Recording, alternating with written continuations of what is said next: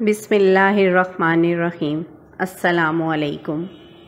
ایک مرتبہ ایک بہت ہی گناہ گار اپنے زمانے کا مانا ہوا فاسق و فاجر شخص ایک جنگل کے قریب جا رہا تھا کہ اس نے ایک آدمی کو دیکھا جو اپنے سامنے زمین میں ایک سوکھی ٹہنی دبائے بیٹھا تھا اور اللہ کی عبادت کر رہا تھا۔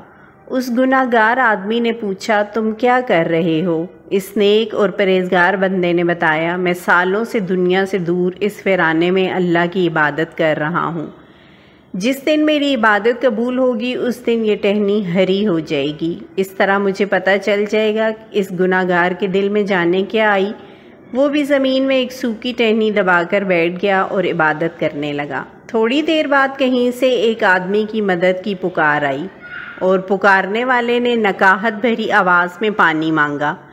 دونوں نے سنی انسنی کر دی۔ آواز دوبارہ آئی۔ 3-4 مرتبہ کی پکار کے بعد گناہ گار نے نیک شخص سے کہا، میں تو ابھی بیٹھا ہوں، تمہیں کتنا عرصہ ہو گیا ہے، تم ذرا اٹھ کر اسے پانی تو پلا دو، میں ابھی بیٹھا ہوں، اٹھنا نہیں چاہتا۔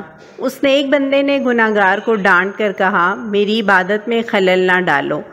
جب مدد کی پکار مسلسل آتی رہی تو گناہ گار سے رہا نہ گیا۔ اس نے اپنی جگہ چھوڑی اور پانی پلانے چلا گیا۔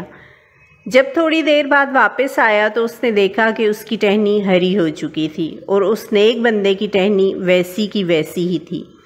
وہ تو رب ہے جس کی چاہے توبہ قبول کر لے۔ کبھی کبھی برسوں کی ریاضت بھی ایک لمحے میں پلٹا دی جاتی ہے اور کبھی ایک ادا ہی قبولیت کا سبب بن جاتی ہے۔